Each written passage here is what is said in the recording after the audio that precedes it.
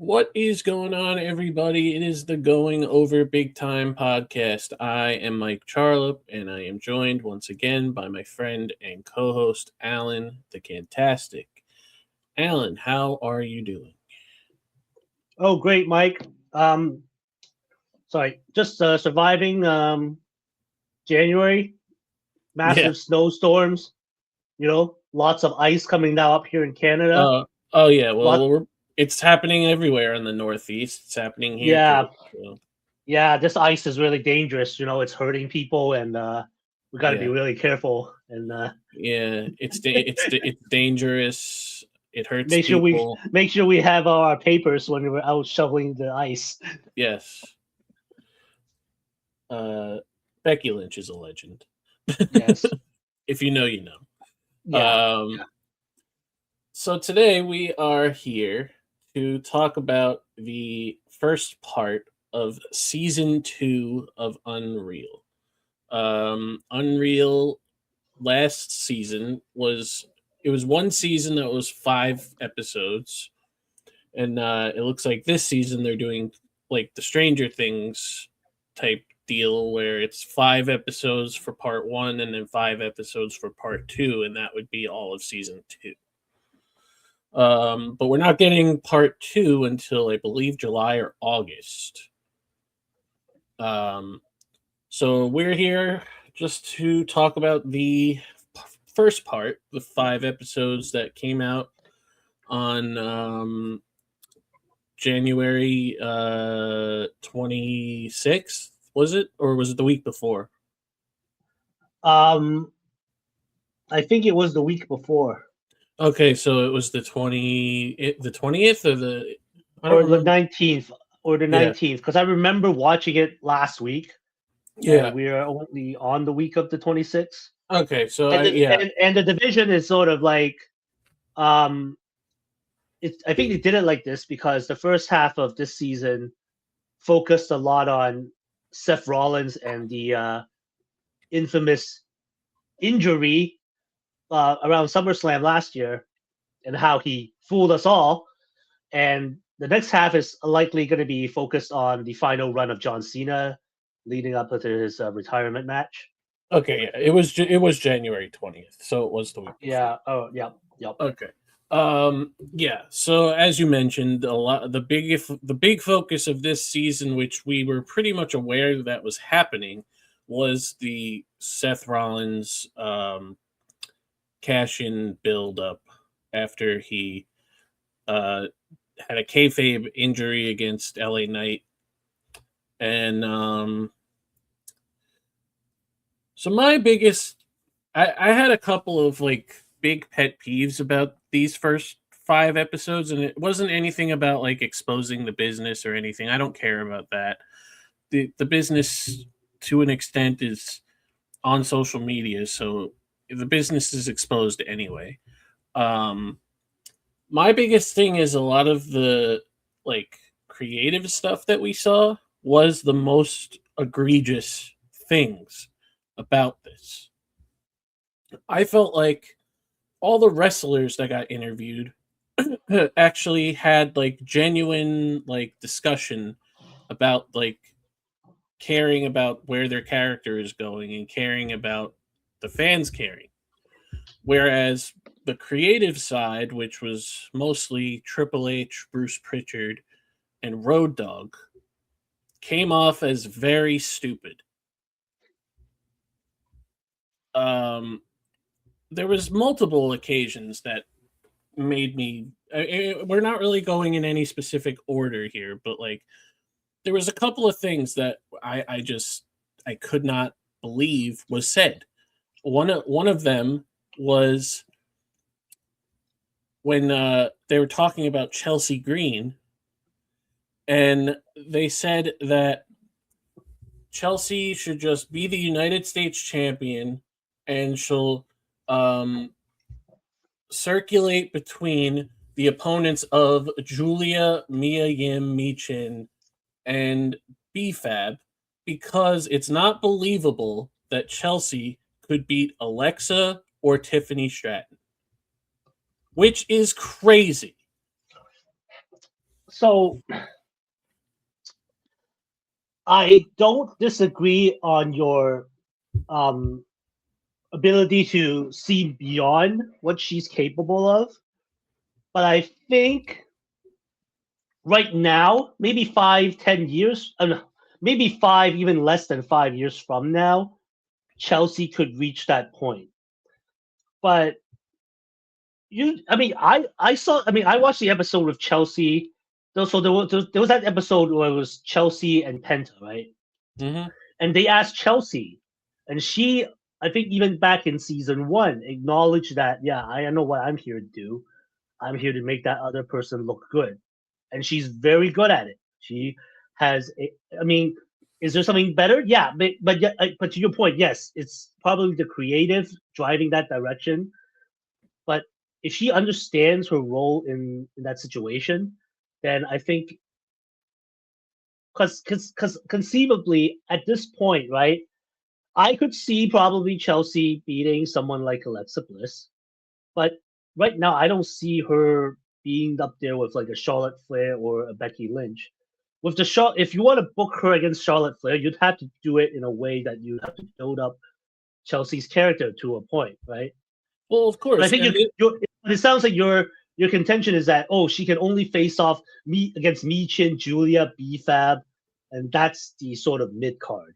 yeah, Well, that sounds like every other mid card booking, so it's yeah, and she's already feuded with all of those people.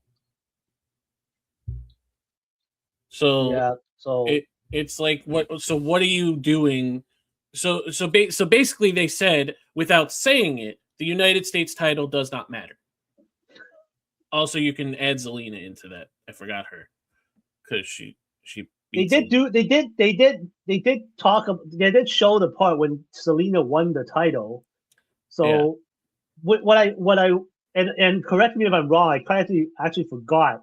They never really explained why she dropped the titles to Selena, because then Selena eventually won it from Julia, and then it went back to Chelsea, and now you think about it, it went back to Julia again.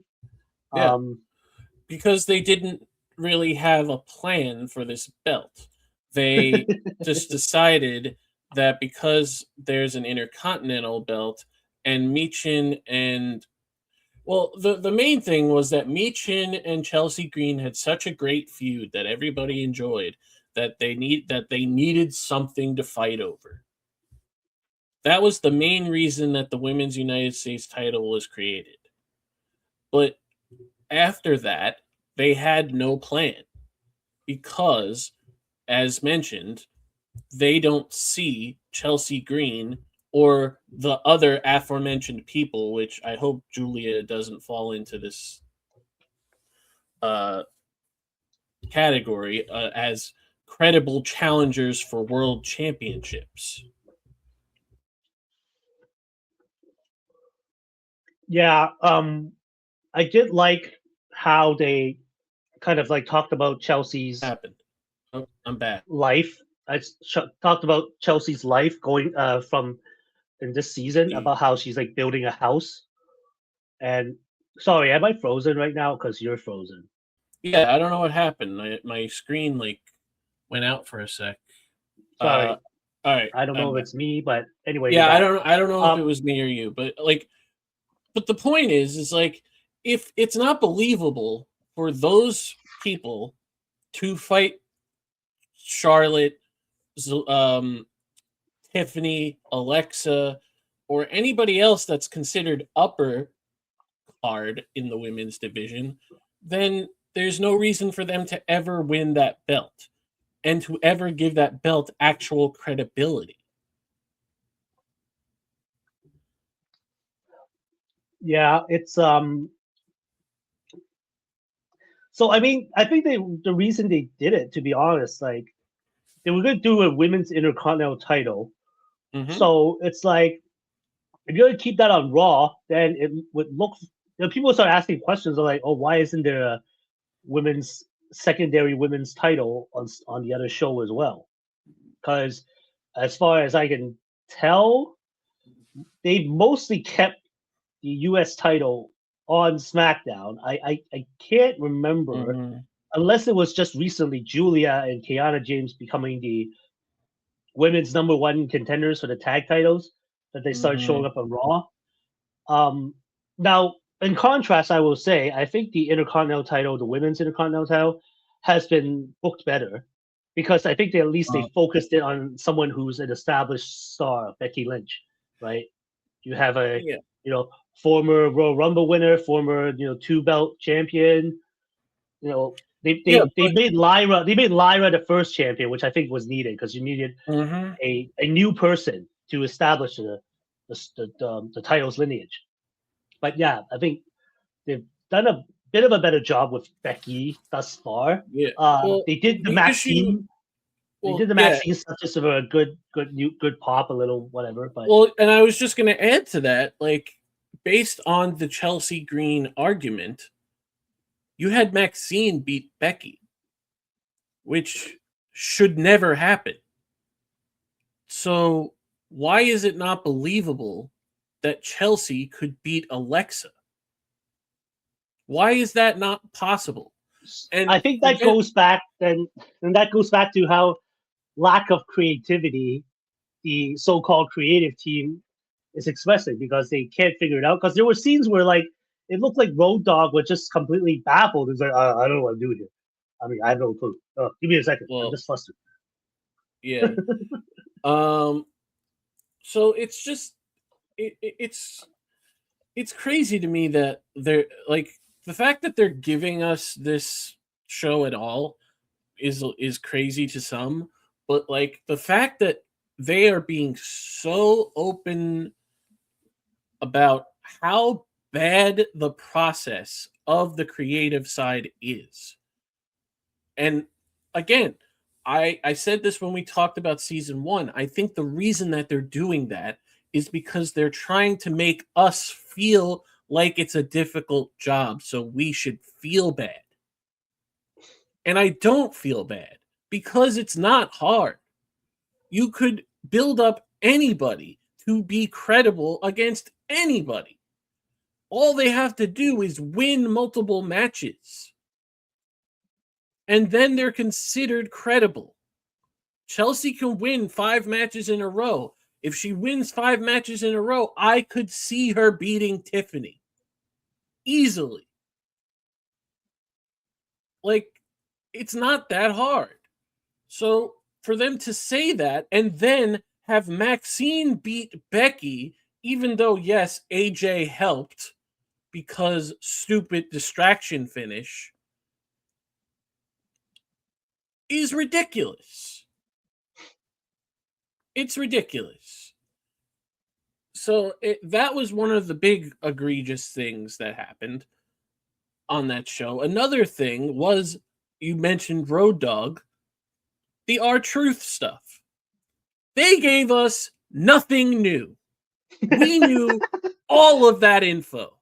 Every I so single so so so I guess I had to be reminded, but I did not recall the extent of the friendship between Road Dogg and R-Truth until I saw those old clips of Road Dogg, Jesse James, and K Quick, and I was like, oh yeah, they did team up yeah. together like back in the early 2000s, but I didn't know the extent of that friendship.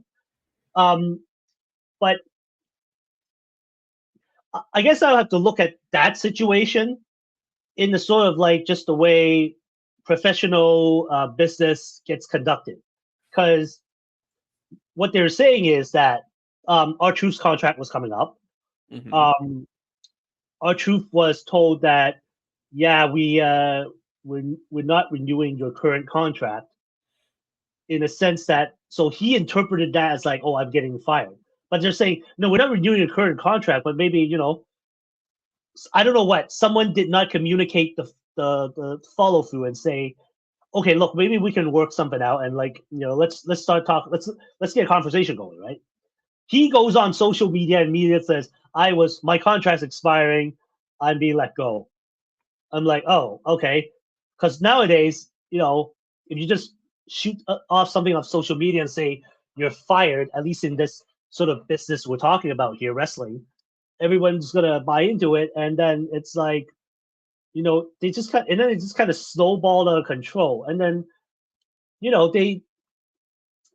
I'm more the mindset that they weren't really trying to tell our truth. Though you're done, let's get out of here. After what 30 years in our company, I don't feel like that was at least the mindset of Triple H or Road Dogg or those guys. If it was like a TKO influence that made that decision, just let's just okay, we need to like make our numbers look good. Who hasn't been here? Who's not doing anything numerically speaking? Oh, this guy Ron Killings. Okay, yeah, just let him go or whatever. They never really talked about that, and I didn't expect them to. But from the way they explained it, okay, this sounds plausible that there was a miscommunication that happened here. And then suddenly it's just like he's telling us that, yeah, he was let go and all this stuff. And then nowadays it's like, now you find out when Daniel Bryan was the guy who got this kind of thing kind of started, the people in the crowds, in the audiences, in the shows are doing the chants, "We want truth, we want truth." So at that point, they're like, okay, let's try to fix this. And I can believe that's how it happened. My personal take is I think Ron Killings would have done way better if he had just like gone out on the indies. He would have had a massive tear across a whole bunch of companies as just Ron the Truth Killings, because we can obviously know what happened now. They just made him back into Goofy R Truth again. And maybe that's fine personally for R Truth if Ron wanted that because he just wanted a secure job security and just that kind of thing, whatever. If you get, you finessed, you in a way sort of finessed a bit out of the top booking guys, and you made them kind of had to deviate from their plan. Yeah. For even just that little bit of time, but other than that, you mentioned how Road Dogg had like that moment in a creative meeting where he was completely flustered and had no actual answer for a question that Triple H had for how to handle this. And that is evident enough of like SmackDown has been bad since Road Dogg has been the writer. And now we know why. Because he's not good. Yeah. He's not creative at all. You just saying that it doesn't matter what specific storyline they're talking about. It could apply to anybody.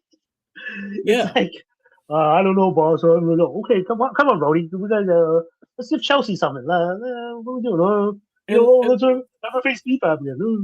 And of course, I'm sure they probably upped the drama a little on that situation because I get that Road Dogg is an emotional person, and for him to just like completely shut down in his job when his friend got fired, sure, it probably came off as being played up, I guess.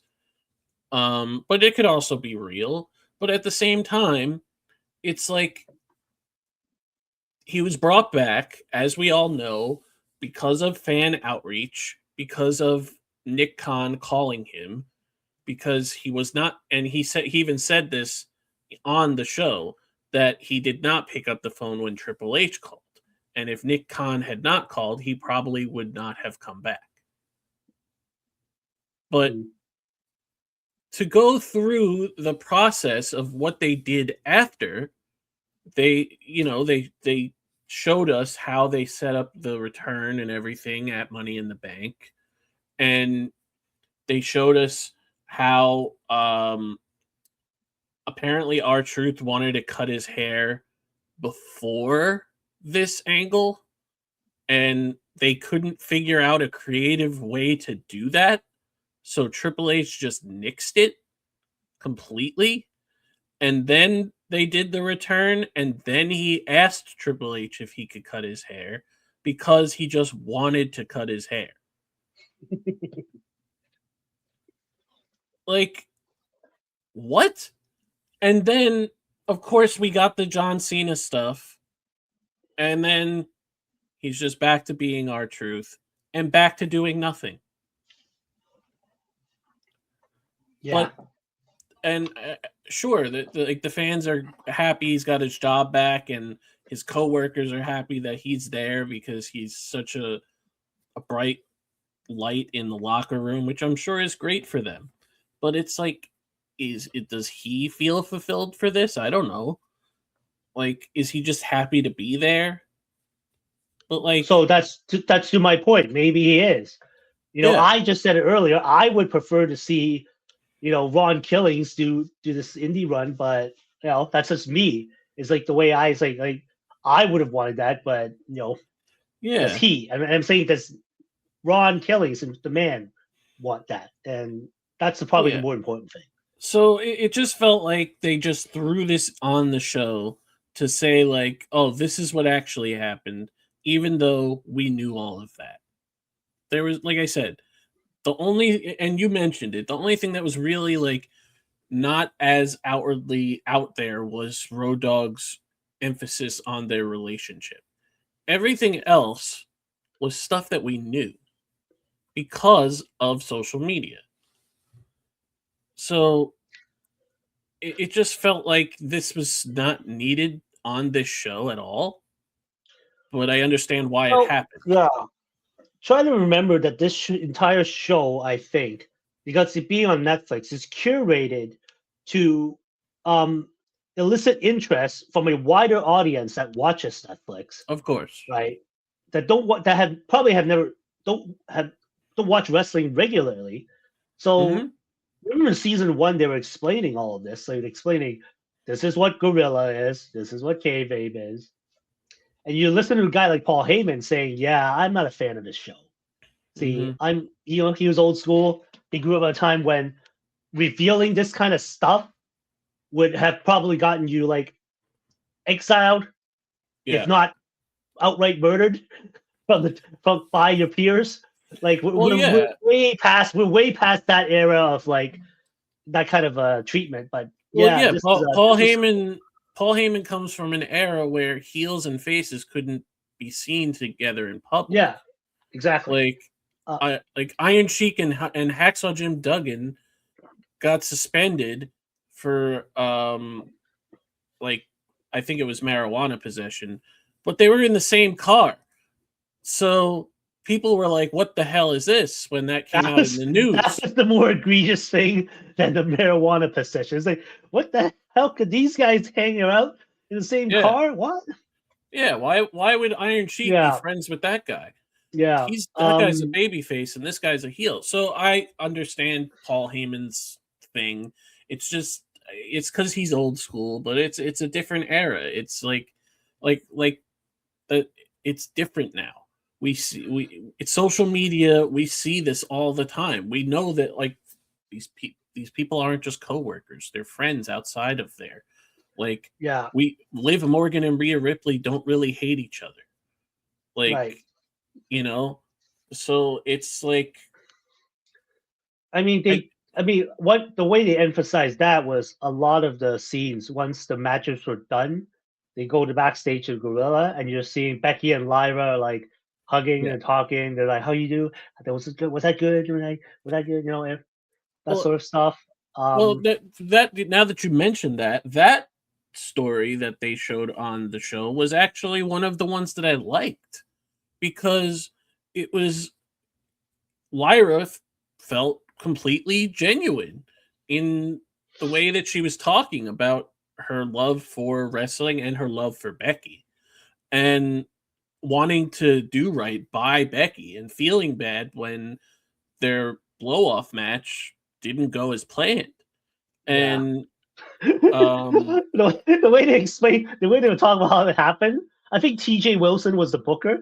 yeah, They had the zip ties on Lyra, yeah, and at one point she slipped out of the zip ties and freed herself, but she wasn't supposed to.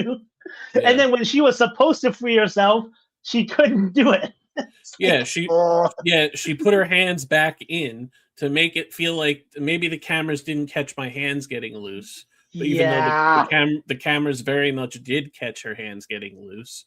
yep, And then, yeah, like you said, when it was time for her to get her hands out, she couldn't get her hands out. So it was, and I legitimately did feel bad for Lyra, because Lyra is very talented, and obviously Becky is very talented, and you would hope that they And they had great chemistry in their other matches. It was just that because this was the blow off match and Lyra felt so bad about the way things went, and Becky, reassured to her like these things happen, it's not your fault, it's nobody's fault, and Lyra just I really liked that she was just so genuine about that, because that I actually believe, like, because she wants to make Becky proud. Like, she doesn't want to waste Becky's time because she knows that Becky wouldn't be doing it at all if she didn't want to. Yeah. Yeah. Speaking of like getting a behind the scenes in like how producers like do their matches, why is it always like every season of this show, Abyss seems to be somehow involved in messing up one of the matches he's producing? Mm-hmm. So we talk about the when I say Abyss, Chris Park, who's his Yeah. real name, he's now a producer in the match. He produced the Money in the Bank match that past summer in Los Angeles. So they Yeah. had this whole idea of the finish of LA Knight and Seth Rollins basically fighting on the ladder for the briefcase, and then eventually Seth knocks off LA Knight, or Seth stomps LA Knight and then goes back up and retrieves the briefcase. Yep. It didn't happen the way they envisioned. Yep. I think what happened was eventually at one point that LA didn't get on the ladder, and then they just kind of did the thing on the floor. Yep. Yeah, they did this whole thing about it, and I kind of feel bad for LA Knight because like back when the match was over, like Triple H sat him down and told him, "Yeah, listen, you we're supposed to do it like this," and then he just had this face going like, Yeah. Yeah, and but it's just funny to me because of the last season, it was like Abyss getting chewed out by Bruce Pritchard.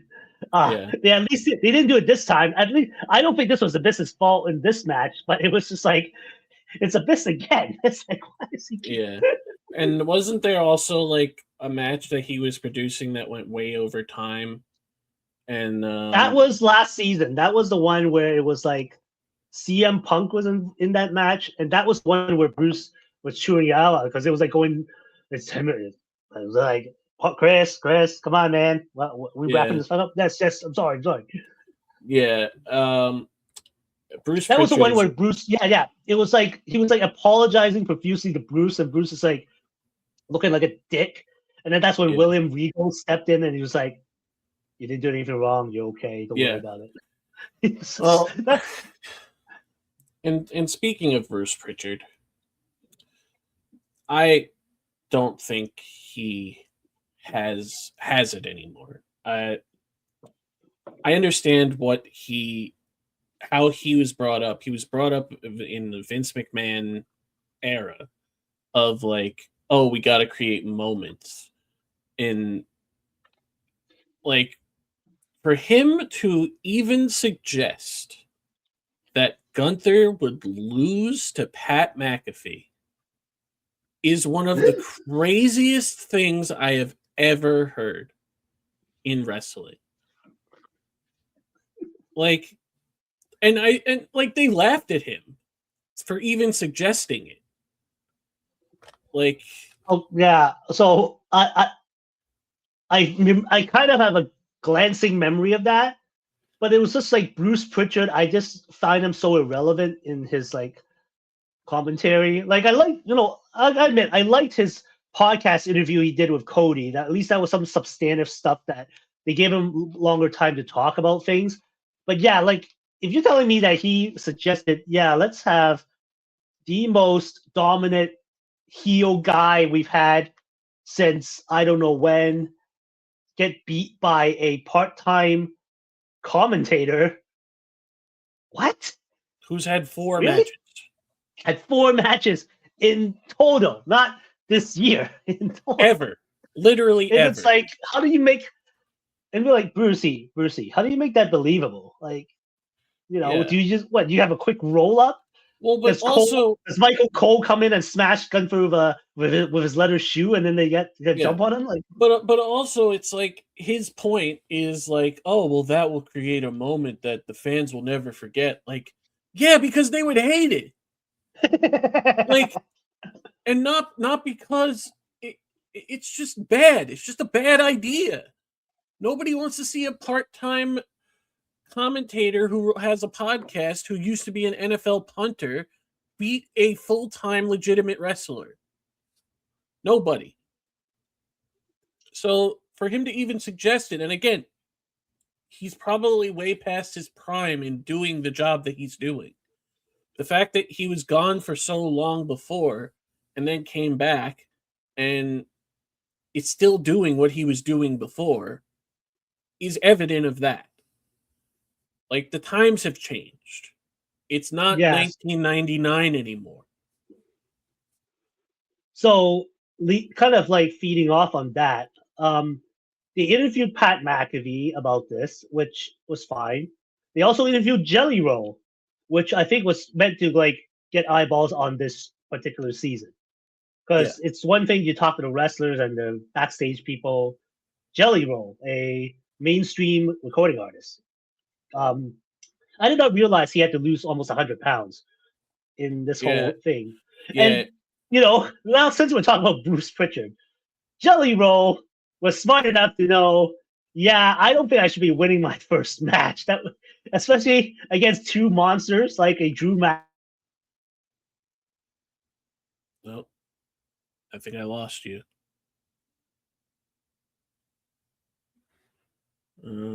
Is it me or you? I think it's you. Yeah, sorry. Okay. Yeah. Yeah. Oh, it's me? Okay, maybe my connection is faulty. I don't know what's Yeah, going on. yeah, you're a little glitchy. I'm a little glitchy. Okay. Yeah.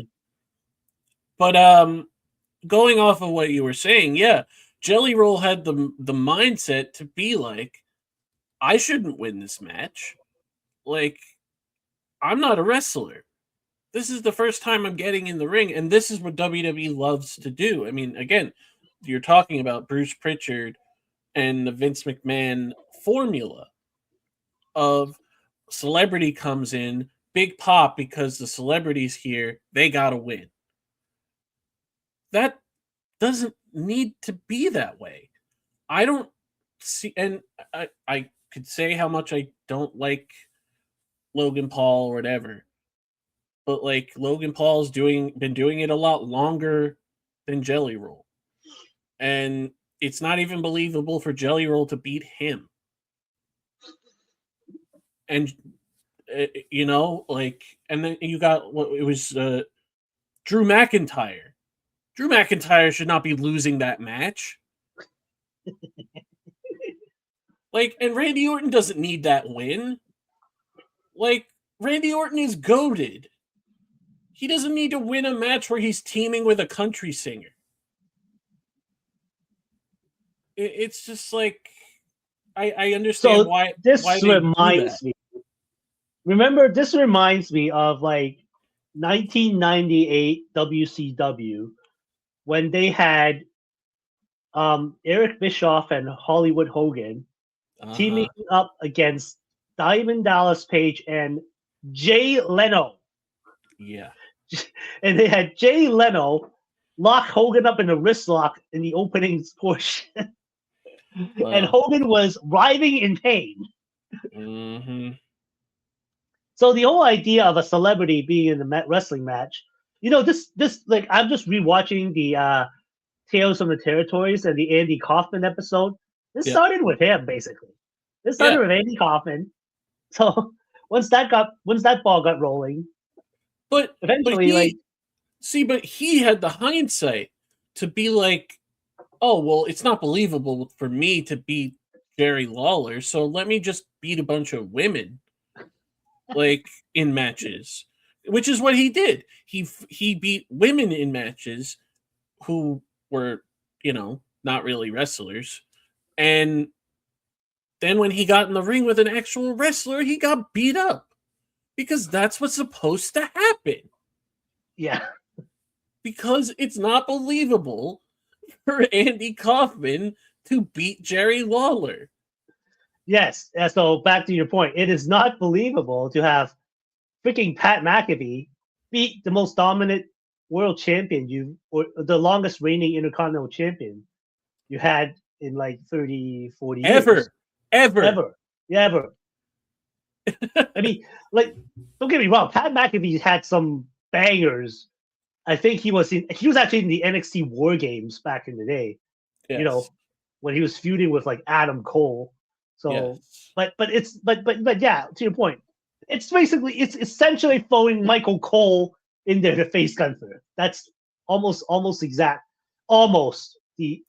kind of exact same scenario. I mean, Pat McAfee is an athlete. Yeah, Michael Cole is not. Yes.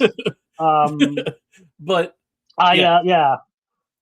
So it's just stuff like that, egregious stuff like that. Like, to even suggest that is crazy.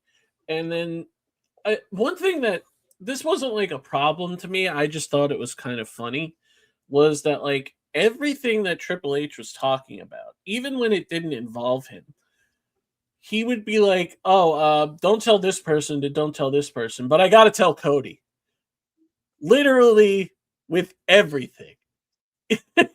Even when Cody was not involved. Okay, so it looks like we're moving into the Seth Rollins fake injury angle.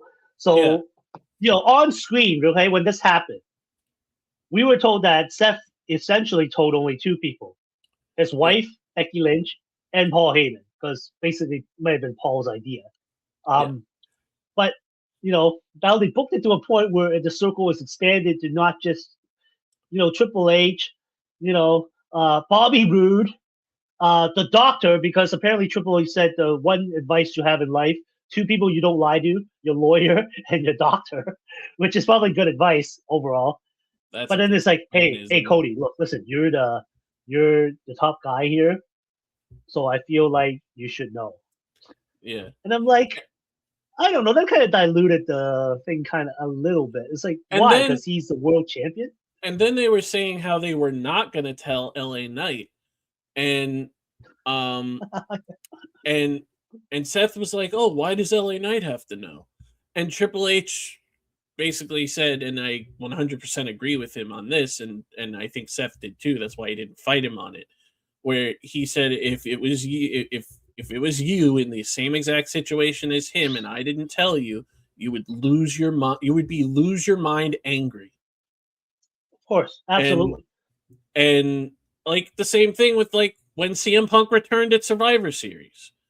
If Seth did not get told that CM Punk was returning at that Survivor Series, he probably would have quit. Yeah, I think Cutter would have done a better job of like selling that. I mean, he sold it at the end of the day. He just said, "Look, if the shoe's on the other foot, if like he did an injury angle and you didn't know about it, and like you bared the guilt that you injured him, like how do you feel?" Oh, okay, yeah, I get it. But then it's like, hey, Punk, hey, remember when like CM Punk came back, and then how would you, if we didn't tell you, how would you feel? Ugh. Yeah. But it's like, I think they just used the shoe on the other foot just to like explain to him, look, it's an injury angle. If you didn't like tell at least the guy in the ring that you were in there with, that's when you were gonna fake injure yourself. And if he thought he actually, because you're supposed to protect each other in the ring during the match, right? Yeah. I get that. And Seth did a spot where he has injured himself before. Yes, I looked at that spot and it's like, I remember how Seth injured his knee, like about 10 years ago when he did his buckle bomb on Kane of all people. Yeah, it was sunset flip. It was a sunset flip. Yeah. And then he just landed and he just twerked that knee like that. And I was looking at the angle, I was like, oh, he did it again. I remember that. That was 10 years ago. Yeah, and when we watched it happen, I actually did watch this happen, even though it was on the same night as Goldberg's last match. That LA Knight looked like he was frustrated because he was under the impression that he was supposed to lose. So he's like, wait, I'm supposed to finish? Yeah. Crap. So What the then hell could I they do now? obviously they explained that when they were going through the angle, like, tell Seth to tell him to go to his finish and win the match. And again, obviously, like, because LA Knight knew, like, I think he was just playing up the frustration on screen. Mm, yeah, Um, because it reminds me of like some of the other situations with like well lately like Liv Morgan, Penta, Javon.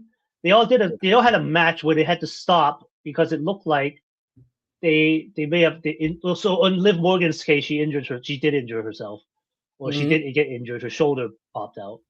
yeah, Javon was like they were concerned he got a concussion, so yeah, they initiated concussion protocols. But yeah, yeah, those are situations where the other guy was, that was just the heat of the moment, right? That just happened.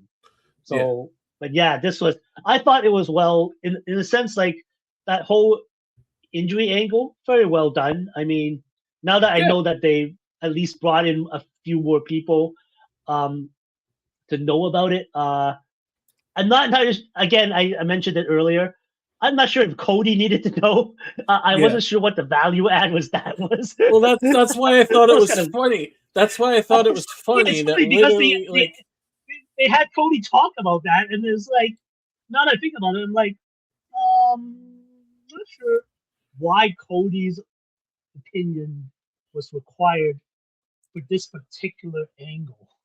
It was like yeah, I found it more relevant that Seth told his daughter, and that his daughter went to her teacher and said, I told my teacher you had to pretend boo boo." She's like, "No, yeah, boo, not yeah, close."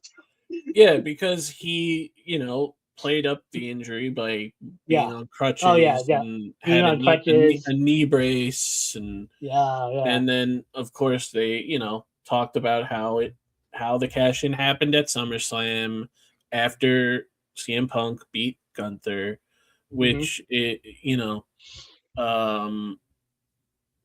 and of course, like, obviously they talked about how they had to tell Punk about the injury angle and all of that, and Punk was like, "Oh yeah, let's do it," like, because he knows that it's business, like, and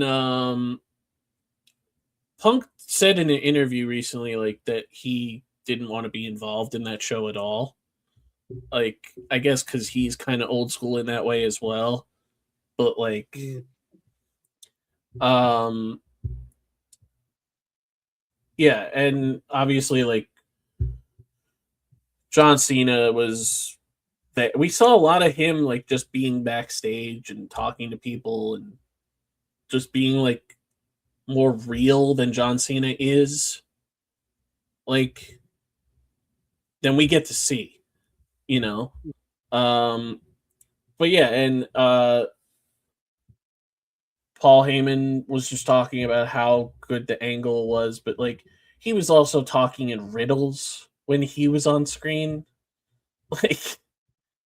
Like oh, if it's a work and blah blah blah. Like, all right, Paul, come on, Yeah, the whole that part was like, come on, um, like you know, we get it, is Paul. it is You it a don't. work if we had it planned all along?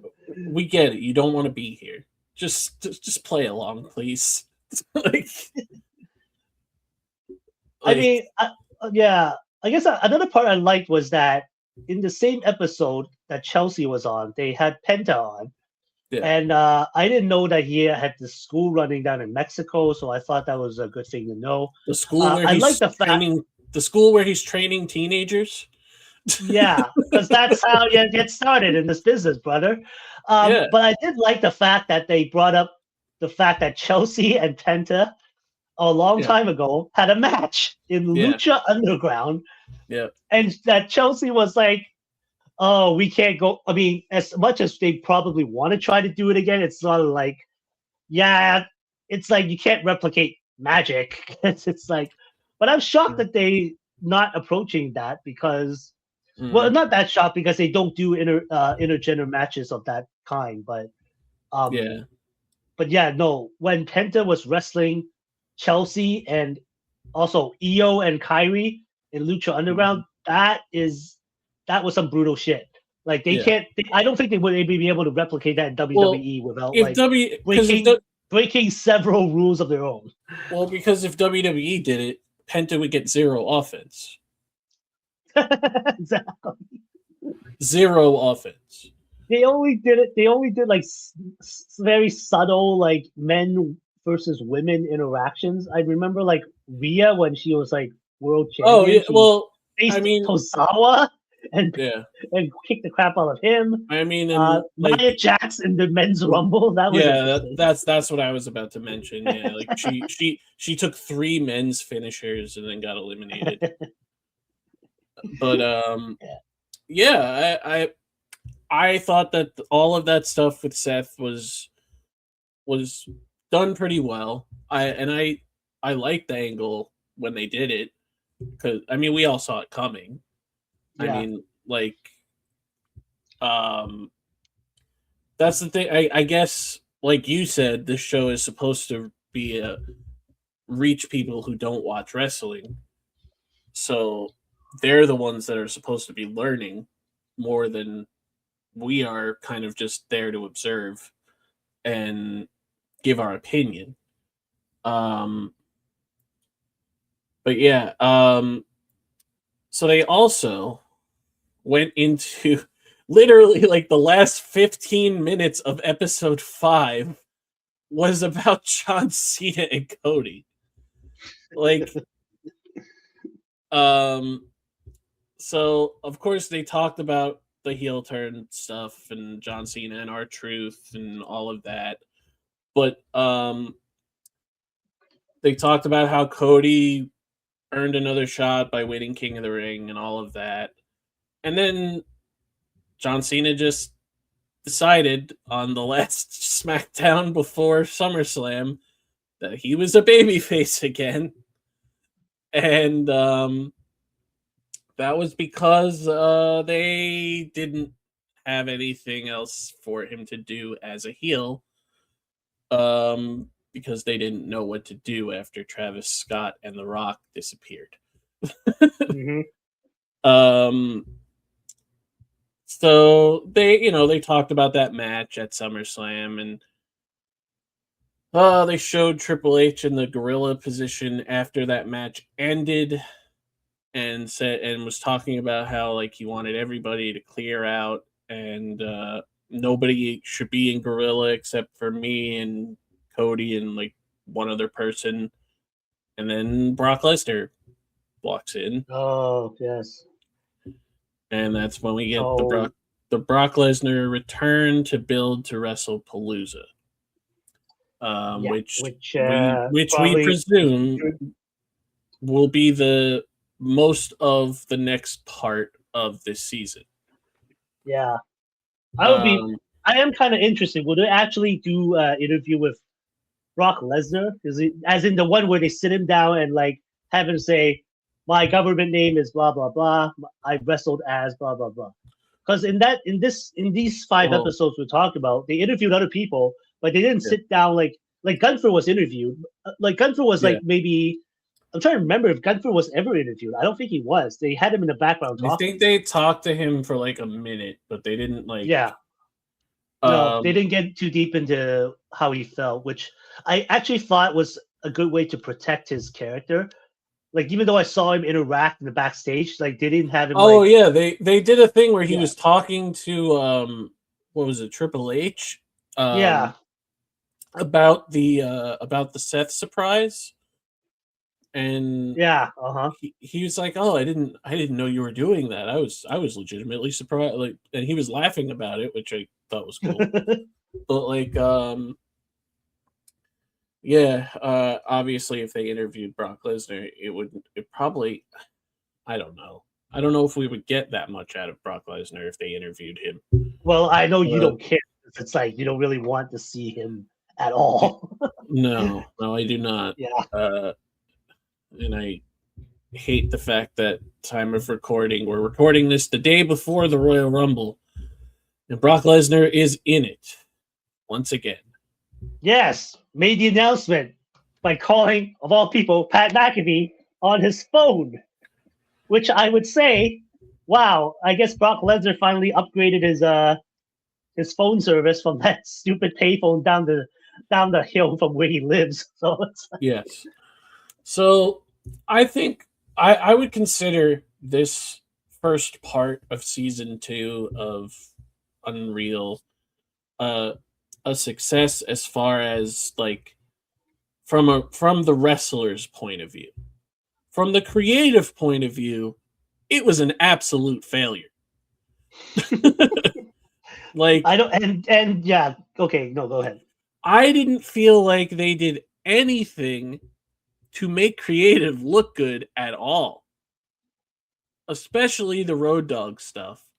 And especially Triple H being like on multiple occasions, oh, well, how are we supposed to get from here to here if we don't have this? Like, I don't know, you're creative, figure it out. Like, and it just doesn't help that, like, the people that you're like, because the other people that were there that didn't get introduced were actually making good suggestions for creative stuff, but they didn't really give us anything about those people. They focused mostly on Triple H, Road Dogg, and Bruce Pritchard, who I think are the problem as far as creative goes. Um, and this is relevant because Roman Reigns did an interview today, and he talked about how bad creative is. Uh-oh. And he basically said that, like, it's been going on for like 2 years now, that every once in a while, like, he goes away and gives them the ball to make new stars, and he just does it, and it just doesn't happen. Here, I'll read the actual quote that he said. He said on Pat McAfee's show today, he said, Mhm. I leave an opening and give them plenty of space to create. We are 2 years here now. We haven't advanced. We haven't evolved. We have great leadership, Nick Khan, and God bless him, but we have to keep up creatively. Now, I think that speaks volumes when your biggest star in the entire company is saying your creative is bad. Because they aren't creating new stars. They bring back Brock Lesnar, they bring back whoever, and then expect Roman Reigns to come back every 2 to 3 months and just do the same thing every single show. And you've brought that up constantly. That Roman comes back, does a thing, gets taken out, gets off, taken off TV again. yeah, But and, to tell but you if you but to tell me that he went on an interview today to say that is very, very striking, because I remember 20 something years ago, Stone Cold Steve Austin doing the exact same thing. He calls in. I don't know what show it was, but he said he's not very. He thinks the creative sucked at the time. was He's it not very Bite This? happy the way. He's not happy with the way his character is going. He's not happy with the way the company's direction is going. This was mid 2002, I would say. This was probably on Bite This. Probably, yeah. It was on what that show was called, Bite This. So Yeah. this was just on the cusp of him like leaving the company that time when he was supposed to be booked in a match with, of all people, Brock Lesnar, to just kind of lose in a match with no build. So Yeah. that was kind of Well, straw. and I But think we can. Roman's critique is a little different. He's saying that you're not building a new star. You're not build. I leave. You're supposed to build like new people. You're not doing it. That's why I need to keep coming back.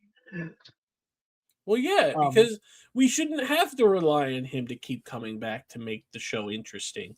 You should just make an interesting show, and they just don't do that. And again, I know this is a broken record. We talk about this all the time. WWE has not been good for 2 years now on every show.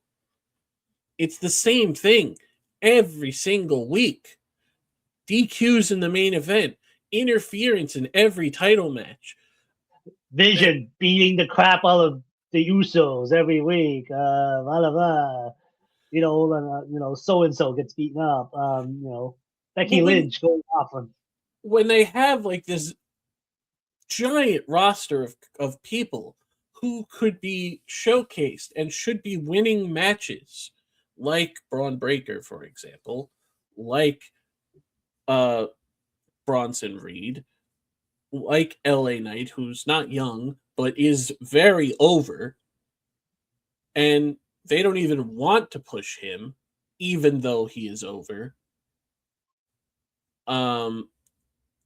It's like you have all these guys that the people want to see, but to you, it's more important to get Brock Lesnar back for a pop or for Roman Reigns to come back for a pop. That's going to stop happening. So what are you going to do when that stops happening? John Cena's not coming back ever to wrestle. Ever. Yeah, so I think that's why in a sense, that's why probably they announced that Obafemi was going to be in the Royal Rumble, because that's at least one bright spot. I wouldn't say that they're floundering on Braun Breaker. I think actually in this season of in the episodes of Unreal we discussed, they talked about Seth establishing that vision. Who do I want like next to me that'll be the next me, right? And so they talked about Braun Breaker. They talked about Bronson Reed. They're floundering right now because Seth is out of the picture, and I think they're gonna try to get it started up again because now we know that not only is like Roman Reigns in the Rumble, but Obafemi is in the Rumble. All of the Vision is in the Rumble. I think they're gonna do a thing where they just have all four of them in there at one point, and just make Braun the sort of dominant person. Yeah. I still see Braun within the next 5 years or so, or within the next 5 years being the top guy there. Of It's course. just But they have to direct him properly. Well, that's the thing. Like, they have all these guys on the roster who are saying, like, oh, I'm not the future, I'm the now. Like, then treat them that way. Why does everybody in the main event need to be over 38? Why did, like, no, and even though that is funny, it's like, it's legitimate. Like, Javon Evans is ready now. Braun Breaker is ready now. So Braun Breaker should already be the champion. He should have beat CM Punk on the first Raw of the year. But that didn't happen. And why? Because you wanted to delay it to do some stupid shit with Adam Pearce? Nobody wants to see that. Oh boy. So it's just like, strike while the iron is hot. They say that all the time, right? Like, the Yes Movement wasn't supposed to happen because they didn't want to do it. But the fans forced their hand. The fans aren't going to do that for guys like Braun Breaker, but they shouldn't have to. You should just see that he's ready now. And sure, he's probably going to face Roman at Mania. That's a big match. If it happens, he needs to fucking win. Because if he loses, it doesn't matter. Because Roman's going to go home the next day. Establish these people now so Roman doesn't have to go on Pat McAfee and say this shit. Because, yes, people should be saying this shit. If John Cena would have said this in 2011, things would have been a lot different. But John Cena wasn't going to do that because John Cena is a company guy who doesn't say anything in interviews ever.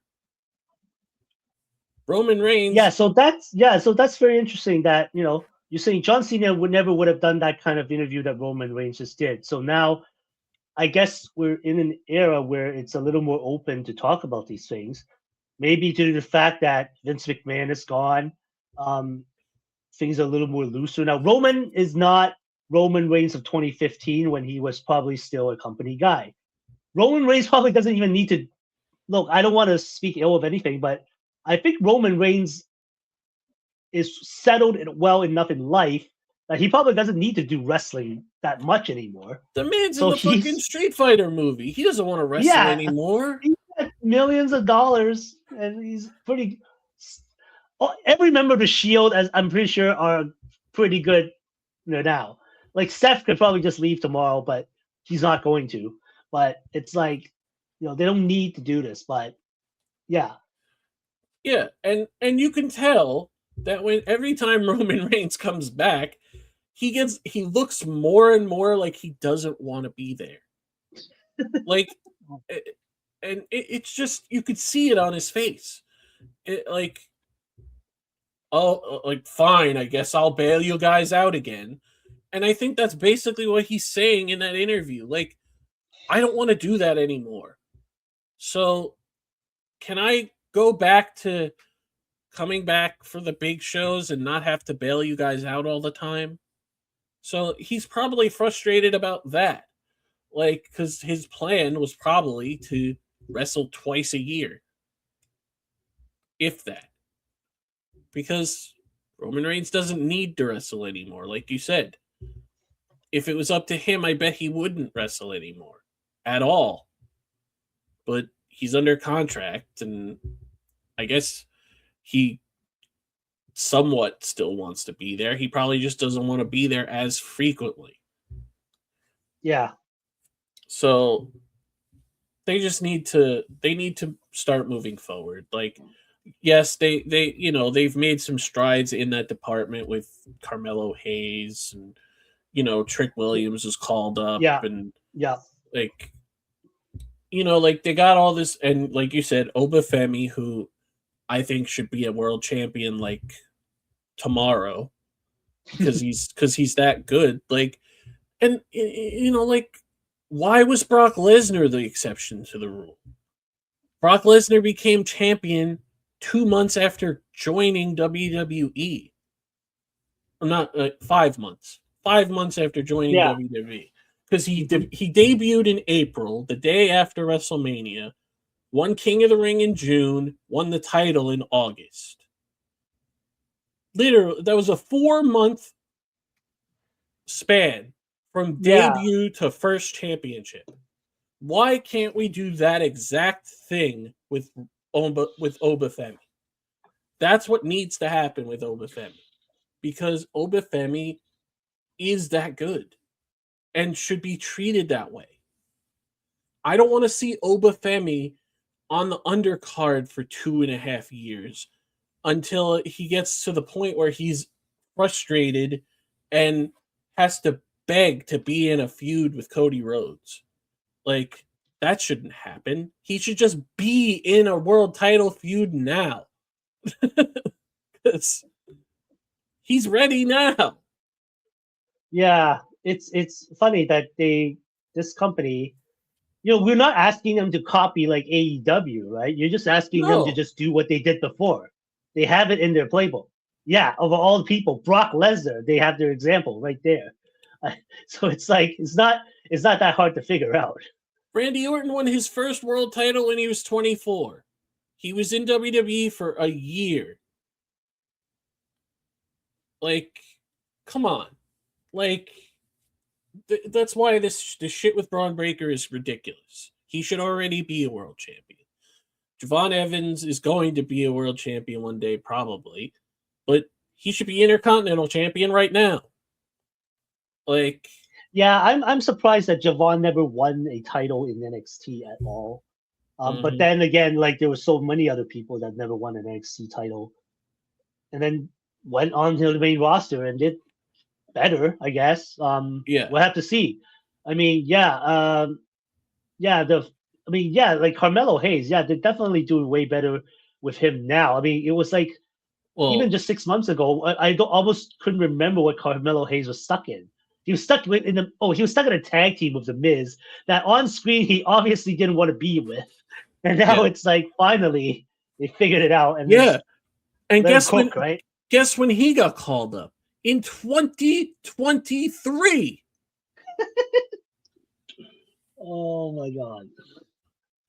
So it's like no, probably 24. But Yeah, probably 24. That's a long time. but either way, it shouldn't have taken this long for him to get a US title. Like, why was he just sitting there?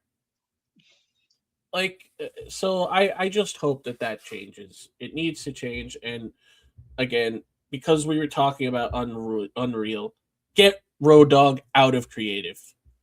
So I believe they recently moved to put in this. Ryan Ward. I don't remember his name. He's the Ryan guy Ward. that kind of looks Ryan Ward. Ryan Ward. Okay, Yeah. he's the guy that kind of looks like Charles Barkley. They put him under to be creative for both Raw and SmackDown, so at least they're streamlining things. I don't know if that means Road Dogg is no longer on creative. Maybe he's just an advisor at this point, or maybe he doesn't have that prominent a role. So and then moving towards like streamlining both shows is almost like, yeah, we kind of not really doing a brand split anymore because we just need like one. We're just having all the storylines written by one guy, which actually makes sense because at least there's some consistency at some point, right? So well, don't get me started on the brand split because that's a whole nother. Okay, yeah. That's another whole other episode for another time. That's a whole nother hour of ranting. Yeah. But I think for now we're gonna call it there. Unreal is divisive for sure, but I think it has something for everybody. And there were parts of it that I really enjoyed, like the Lyra stuff and the Seth stuff, and stuff that I didn't enjoy, which of course we talked about. But I can't imagine I'm going to like anything that they do that involves Brock Lesnar. But that's for a multitude of reasons, not just that I'm tired of seeing him. But maybe we won't have to see him anymore because Gunther is now considered a career killer. Mm-hmm. And WrestleMania is coming, and that seems to be where he's going. So maybe he's going to end Brock Lesnar's career at WrestleMania. We can only hope. But that is going to do it for us. Make sure to go to our Linktree / Going Over Big Time podcast. It has all the ways to watch and listen to this podcast, as well as social medias for us and the podcast itself, like the podcast on everything: Instagram, Facebook, Twitter, Blue Sky, YouTube, and just try to enjoy the wrestling that you want to enjoy. And that's going to do it for me. Alan, give us your closing thoughts. Yeah, I thought this season of Unreal, at least the episodes that have been released, were somewhat insightful. You brought up some, these good points about how some of this stuff doesn't really make sense. But then again, my point earlier, this is really a mainstream kind of show to get people interested in wrestling, not so much as, in my view, for wrestling fans. But overall, it was a good way to like showcase these people as real human beings, and to like kind of learn about how things are kind of done in a sense. So overall, insightful. Not everyone's cup of tea, but yeah, it was a good watch. All right. Well, that is going to do it for us, everybody. Thank you. Have a good one.